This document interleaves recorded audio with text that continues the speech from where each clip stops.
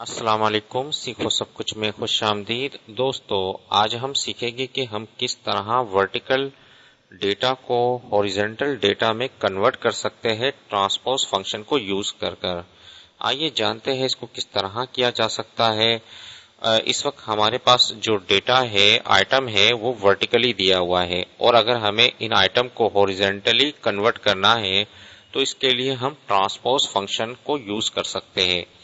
आइए देखते हैं कि इसको किस तरह यूज किया जा सकता है। इस वक्त जो 5 इस वक्त सेल है जो कि वर्टिकली है, इसी तरीके से हमें जो हॉरिजॉन्टली 5 सेल को सिलेक्ट करना है।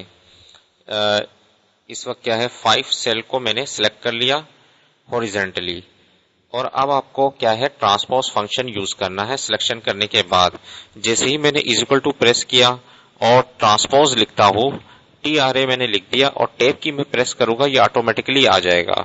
जैसे ही मैंने टैब की प्रेस किया, ट्रांसपोज पूरा लिखा हुआ आ गया। अब ये कह रहा है एरे बता दीजिए। इस वक्त क्या है, ये एरे है। मुझे इस डेटा को हॉरिजॉन्टली मुझे चाहिए तो मैंने सिर्फ इस डेटा को सिलेक्ट कर लिया और जैसे ही मैं कंट्रोल शिफ्ट और इंटर प्रेस करूंगा तो आप देखिए क्या होता है, कंट्रोल शिफ्ट इंटर।